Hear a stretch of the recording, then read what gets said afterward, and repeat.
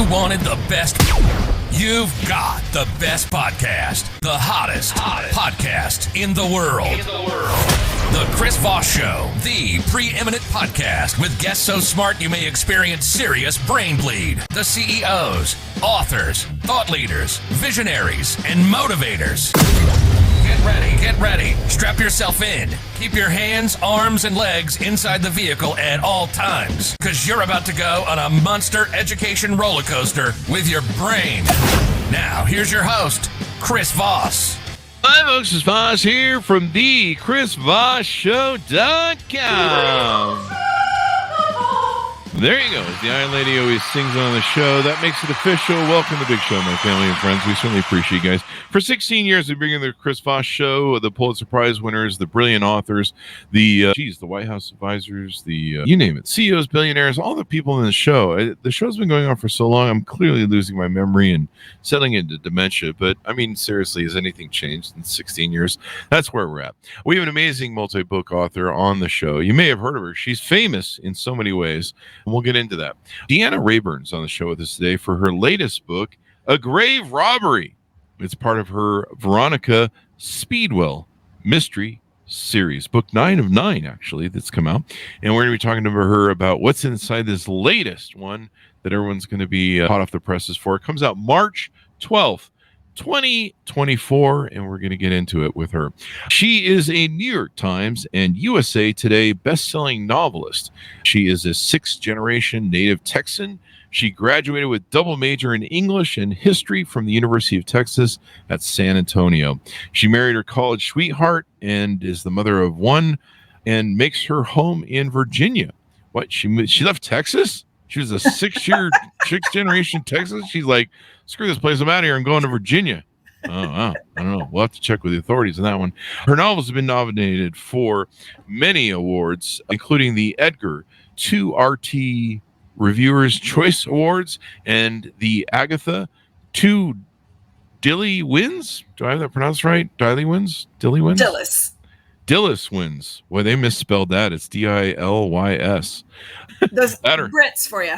That or I'm very dyslexic. Yeah. Well, that's why we left them behind and just formed our own country. And last laugh, she launched a new Victorian mystery series with the 2015 release of A Curious Beginning, featuring intrepid butterfly hunter and amateur sleuth Veronica Speedwell. Welcome to the show, Deanna. How are you? I'm good. Thanks so much for having me. There you go. What made you abandon Texas after all those years? What the hell? Who hurt you? It's hot, man. It's hot. That's true. It is. Skivishers.coms. Where do you want to have people find you on the interwebs? It's so easy. It's DeannaRaybourn.com. There you go. DeannaRaybourn.com hates Texas. No, I'm just kidding. No, I love Texas. I get to go back usually about once a year to sign books, most often in Houston at Murder by the Book. We love them there. So I get my tacos, I get my barbecue, and then I head back home. So it's all good. That barbecue. That's the only reason I don't live in Texas is because every time I go to Austin, man, I eat so much barbecue. It's like so sweating out of my veins for like 2 weeks after. Yeah, and if you've ever hit up a place called Good Company in Houston, man, you know you've eaten. There you go. And I would weigh like 400 pounds. I would eat barbecue to my deathbed, and people would be like, how did Chris die? He ate too much barbecue. People would be like, is that possible? And he made it possible. Welcome to the show. Give us a 30,000 overview of your new book, A Grave Robbery. A Grave Robbery. Yeah, like you said, this is book 9 in the Veronica Speedwell series. And the question I get asked most often, so I'm going to head this one right off, is this the last book in the series? And no, it is not. We've got more to come, which is going to be great fun. But it is following the adventures of my Victorian lepidopterist, which is just a fancy word for butterfly hunter. Oh, wow. And she goes around, falling over dead bodies, as you do. And she's got a really hunky sidekick. And a lot of people want me to take his shirt off in every book. And I usually do. And in this one, I take his pants off, too. So like, everyone should be happy. Whoa. Well, it's not that kind of show. Calm down. No, I'm just kidding. Yeah, that's why we don't have a lot of romance novelists on the show, because I always have to say to them, they got naked on the beach again in the book. No, I'm just kidding. Anyway, you've written a lot of books. How many books do you have under your belt here? I sat and added it up, and I think this is my 20th. There you go. Congratulations. It's my 20th. Yeah. Pretty prolific. And so is the Veronica Speedwell, is that just kind of going on its own now? Have you left the others behind, or do you have different lanes that you're flipping around and running? Oh, in 2022, I published my first contemporary thriller, which was called Killers of a Certain Age, and it has done phenomenally well. And I just turned in the sequel to that last week to my editor. So that'll be coming out in March of 25, I think. And that's called Kills Well with Others. There you go. Yeah. So it's about my 4 60-year-old female assassins who have to band together when the organization they work for tries to kill them. Wow. Yeah. Never good when that happens. Lots of murdering. What's up with you? Who did so much murder? So much murder. And they're all 60. I mean, maybe that menopause should get looked at by a doctor. I've told people, man, stay out of our way, because we have a lot of rage, and our give a shitters are broken, and the only reason I'm not in jail is because I don't look good in orange. There you go. That's my motto too. I have that tattooed to me somewhere. But yeah, those hot flashes can get out of hand, especially if you're near a knife. So evidently that's an issue. The book opens, and I think most of this series, the Veronica Speedwell mystery series, they're set in a certain time period, aren't they? Is that correct? Yeah, they're all set late 1880s. So far, we're 9 books in, and I don't think we've covered more than 2.5 years. Oh, wow. So, it's literally, they're falling over dead bodies like every 3 or 4 months. That's Fridays around here. Right. But yeah, we're kind of at the sort of at the tail end of Queen Victoria's reign. So there's all sorts of interesting technology, which was new for Victorians and super exciting. Starting off Victoria's reign, everybody is riding horses. That's as fast as you can get someplace. And they're lighting their homes with candlelight. And by the time she dies in 1901, automobiles have been invented and there's electricity. And in between, you've got gas lights and steam power. And so gas lights and steam power are what my folks have. But, the first telephones had already been installed in London by the time my characters are romping around. Now, they don't have access to them because, those were the, kind of the purview of the really wealthy. And it makes you wonder, like, what did the first person who had a telephone installed, like, who did they call? Yeah, that's true, huh? Who did they call? Yeah. I don't know. I think Alexander Graham Bell called his assistant in the next room. I think, wasn't that how that worked? Yeah, but how did it catch on after that? Like, who do you call? And you're like, hey, we should call that other person with a phone. Hey, what's the number? Well, our number is 1, so they must be 2. Number 2. Yeah, exactly. No, and it's fantastic because if you go in and you read the minutes for the Houses of Parliament at that time, you can see them debating, should these people be allowed to have a phone? Should those people be allowed to have a phone? Well. And it's really fascinating to see how Victorians adopted technology because, the Victorians, apart from us, experienced the greatest technological change over a century. We're the only other folks who've lived through more of that. And so it's really interesting to see how they dealt with it because sometimes they just flipped out and they didn't cope well.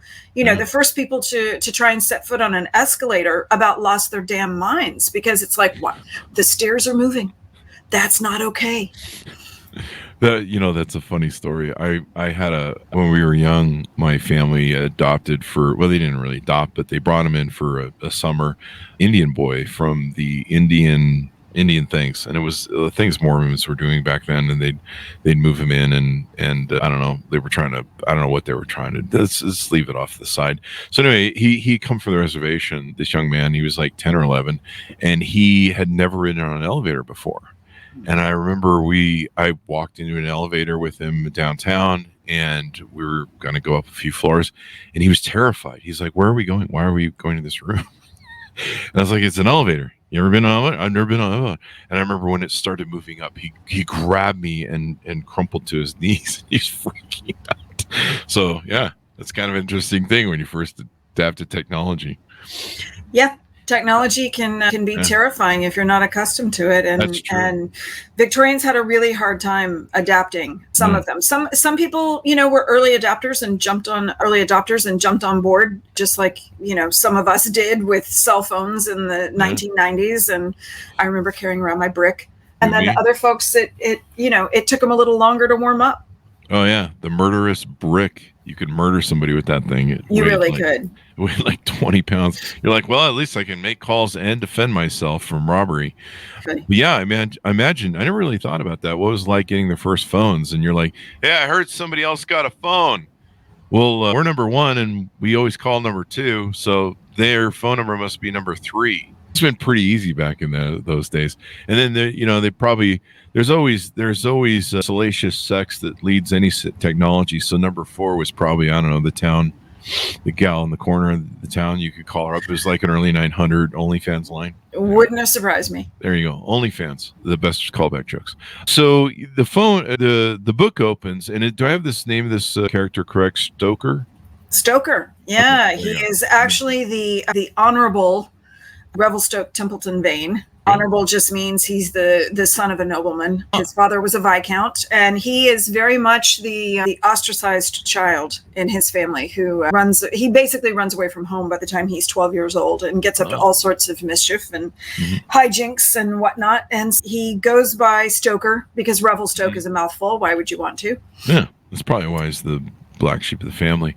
I don't know what that means. So the book opens in London on October 1889, and the first line of the book is, "I draw the line at monkeys," Stoker said with considerable severity. "I will have no monkeys." Veronica, hopefully I did that the way you thought of it.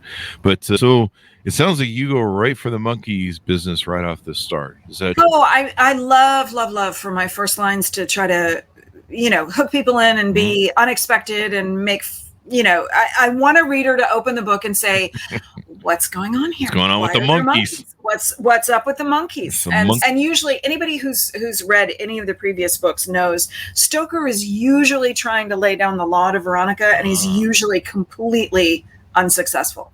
Yeah. And so in this case, he's trying to put his foot down about the monkeys, and he can't. There are monkeys. Yep. That's Fridays around here too. So I feel that. It's always the monkeys. Lots of monkeys. Sometimes over the weekend they get into the technology and the computer. So you lead this off. What do you feel is going on right now in the 9th book of this? Is there anything that's different? Anything that you've improved upon, or maybe you've taken some different course? Or are people going to pretty much find what they've come to expect from you? Well, the books they're all loosely related in that you have these two main characters, and you've got some supporting characters who are the same, who come in and out. Not everybody is in every book except for the two main characters. Okay. And there's always a mystery to solve, but then the relationships kind of go throughout the entire series. We've got some recurring characters who people love who pop up again in this book, and then we've got some recurring characters people love who are not in this book, and I'm gonna get letters. I can't put everybody in every book. It's too much. Yeah. But it's I had so much fun writing this one because I kind of let the creepy factor off the chain a little bit with this one, and so it's a little bit creepier than the other books. There's the whole premise of this is that the at the very beginning of the book, Stoker is asked. He's a natural historian like Veronica is, and he specializes in taxidermy. And he is asked to turn a wax figurine of a woman into an automaton to put in a mechanism in her chest to make it look like she's breathing, which is what they had at the time. They still have it actually really? At Madame Tussauds.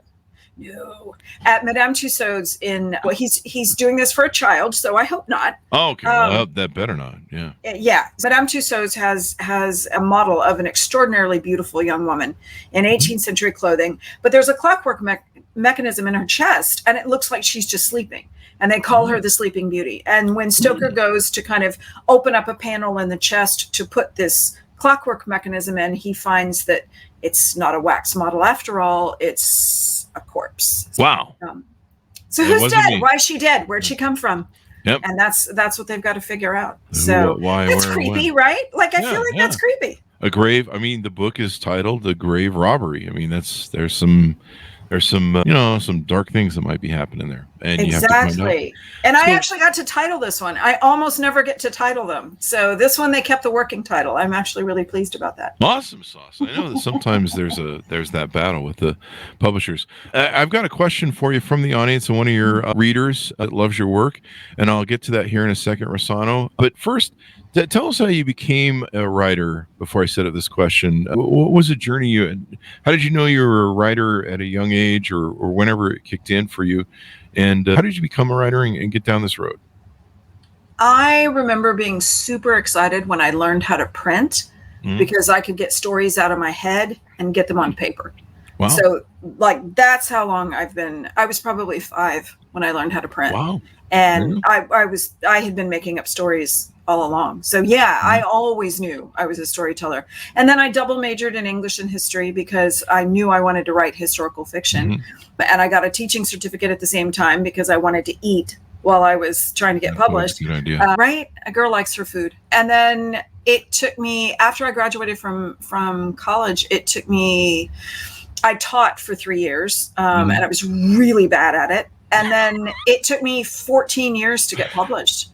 Wow. Yeah. I wrote my first novel when I was 23, but it took me 14 years to get published. And I've been in print ever since then. When I sold my first book, that was on a 3-book contract. And within 6 months, they had given me another 3-book contract. So I went from being a person who could not get slapped in the face, walking down the street in front of a publishing company, to having 6 books under contract.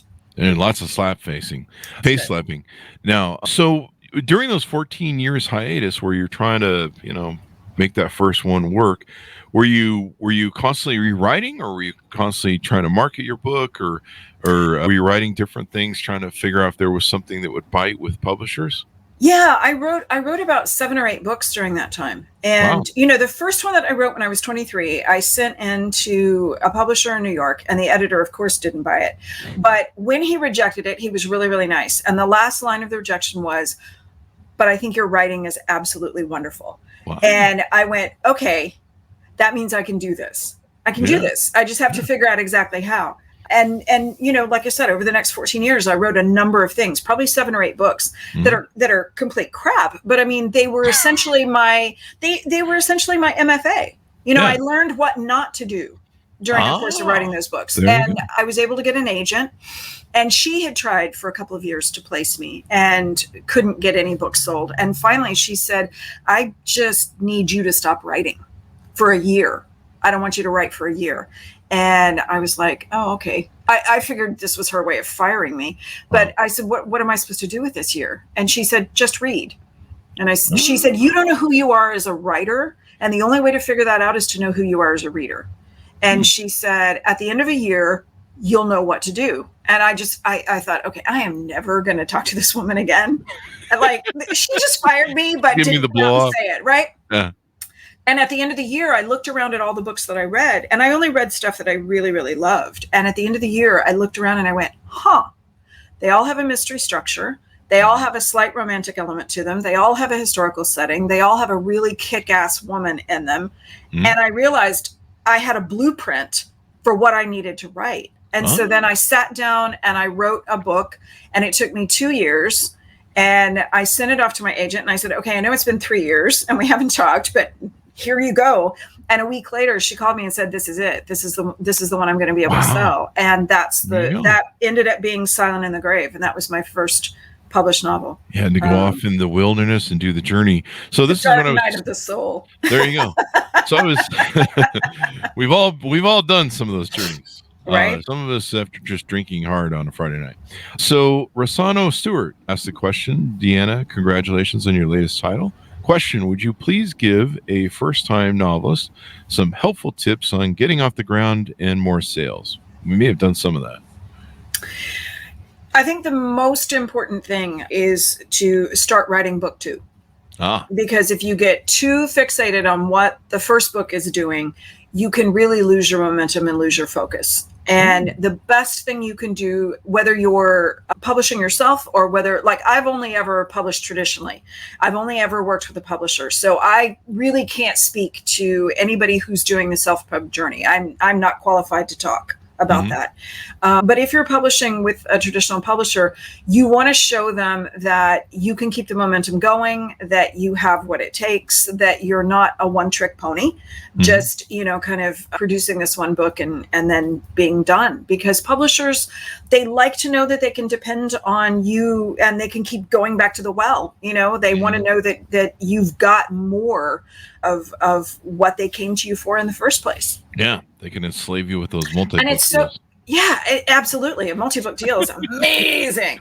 But it is, it's so easy to get caught up in the numbers and to get stressed out by the numbers and to feel like just because you can quantify sales, that somehow you quantify your worth as a writer. But you have to remember too, it's absolutely a business. Yes, we're in the business of selling books. Yes, we need to do that. But also the most important part is you're an artist. And that's the part that you can't let go of. That's the part you can't quantify. That's the part that is the most important, because if you're not in touch with your creativity, if you're not feeding that and expressing that, then all of it dries up and goes away anyway. Yeah. There you go. An artist, the one thing that's artistic about your books is the covers really gorgeous. They really kind of fit the whole 1880, theme. There's a lot going on there too. I've been looking at one now for half an hour. Yes, and I can take zero credit for them. They're put together by the art department at Berkeley Publishing, and they do a great job. They are so stupidly talented, and they give me the most gorgeous covers. And what will happen is about 9 or 10 months before the book comes out, sometimes up to a year, they'll ask my editor to come to me and say, are there any particular elements that could be fun to put in the cover? Is there, give us some ideas of things to look for. And are there any particular colors you're interested in? And most of the time they'll include 1 or 2 of the elements I suggest. Occasionally I'll even get a color that I've asked for, which is really exciting. But these are their brain children. They are so talented, and the covers are gorgeous. Yeah, they're really cool, and they really evoke the era of the time. They do, but they also show off the fact that these are mysteries, but also that there's some whimsy in them. Like you look at those covers and you go, these are not books that take themselves so seriously that I'm going to have trouble getting into it, or that it's going to be dry, because that's the fear with historical fiction. It's not the darkness of the cover of the first Black Sabbath album. It's kind of fun and but it has that whole mystery and stuff. I love the covers. I learned something new on the show with all the great guests we have on, like yourself. I never knew what a lepidopterist is. And see, now you can whip that out at parties. Yeah. I mean, I don't have a joke for that, but it's a fancy word for butterfly enthusiast. Why did you choose to make your character that? What was it that struck you about that? I think it's kind of interesting choice. Well, when I went to college ages and ages ago and got my degree in history, the history that we studied, we didn't study material and social history. We studied, basically what were Western European white men doing. And they did a lot of war. They basically did war. Yeah. And when they weren't doing war, they were doing trades. And so it was a lot of war and a lot of economy. And it was just so boring. But then by the time I got out of college, I was like, okay, other people were doing stuff. I know they were. I wanted to go see what women were up to. And so I started reading on my own a lot about what Victorian women were getting up to. There was this little niche in history of Victorian female explorers that I was fascinated by. And so I started reading up on a lot of them. And one of them was named Margaret Fountain. And the great thing about these Victorian women is they left a ton of written material behind. They kept journals, they wrote letters home, they wrote lectures and articles and all kinds of stuff. Some of them even took photographs. They did a lot of sketches and paintings. And so we have massive records of what they were getting up to. And Margaret Fountain was a lepidopterist who traveled the world, made a living capturing butterflies and sending specimens home, because after, with the whole rage about everything Darwin was coming up with, natural science was hugely popular. Everybody was collecting ferns or shells or all kinds of stuff like that, botanical specimens. And butterflies happened to be one of the things folks collected. And so you could make a really good living traveling the world, netting a few butterflies and sending them back to England to sell. And Margaret Fountain did that. And so she kept these fantastic journals. And the great thing about her journals is not only did she talk about butterflying, she also talked about all the men she slept with, which is not what you expect from a Victorian woman who's traveling the world by herself. And I thought they were so interesting. And I thought she was so unexpected that I said, you know what, if I ever have the chance to write another Victorian mystery series, because I already did one, as an homage to Margaret, my main character was going to be a butterfly hunter. There you go. You know, kind of as a thank you to Margaret for telling her wild and saucy tales. Her wild and saucy tales of butterfly hunter. Maybe the butterfly was a metaphor. No, I'm just going to leave that joke alone. So I think it's really cool you made that choice, and fun and great for the character. I get yeah, I mean, you know, plus butterflies. Who doesn't love them? I mean, they're gorgeous and they're cool. Interesting, and some of them eat meat, so you have a chance. Yes, there are carnivorous butterflies, but see, that's the fun stuff to throw into a book, because then readers go, seriously, and then they go off and they learn stuff about butterflies. Yeah, I learn stuff every day. I always thought that would be fun to go hang out with butterflies. You ever seen like those? I'm sure you have the areas where there's like a billion of them, like they're on. Yeah, and they're those really beautiful ones. A lot of major cities have got a vivarium. There are loads of them, and anytime I'm in a city that has one, I make a point of going. And they are fantastic. They're usually really humid, like they'll wreck your hair, but they're glorious to go in there and just kind of sit and just wait for the butterflies to come up and hang out on you. Really neat. Maybe you can get one to dispose of a body. You ever tried that in a book? You know, no, you'd have to go with pigs, man. Yeah, that's the way to go. Always pigs. Always pigs. We won't discuss how we both know that. You can eat through bone. Anyway, yeah. It's always good, because if you bury them in your backyard, your enemies, then you'll always get caught. That's what I found. And if you are going to bury them in your backyard, you need to put an endangered plant on top of them. Because then people can't get authorization to dig them up very easily. And then get the meat-eating butterflies. So if anybody tries to get near that whole area, there you go. Meat-eating butterflies. I'm going to Google this after the show. Do it. Any final thoughts about, as we go out, any tease outs? I think you're working on the next book, so 10 of 10 in the series. Is that correct? Yeah, like I said, I just turned in Kills Well with Others, which is a contemporary thriller that will be out in 25. And then after that, I got to buckle down and write Veronica 10. Yeah. Did your husband ever get worried about all this murdering that's going on in your head? No, he's very secure. Okay. I'd be keeping one eye open. He is very secure, and he is very beloved, so he is quite safe. There you go. Well, as long as he stays on your good side, so he probably has lots of motivation. Absolutely. And, there you go. So thank you very much for coming on. We've really had fun with you. Come on, Deanna. And please come back for your future books. Give us any .coms. Where do you want people to find you on the interwebs? You can find me at DeannaRaybourn.com. I do a monthly newsletter, and I'm active on Instagram. There you go. Grave Robbery, a Veronica Speedwell mystery, comes out March 12th, 2024. Folks, pick it up wherever fine books are sold, and all of our other books as well. I love the covers, just really cool covers. So thanks so much for tuning in. Go to goodreads.com/Chris Voss, linkedin.com/Chris Voss, all those crazy places on the internet. Thanks to our audience for the questions. Be good to each other. Stay safe, and we'll see you guys next time. How about that? Whatever.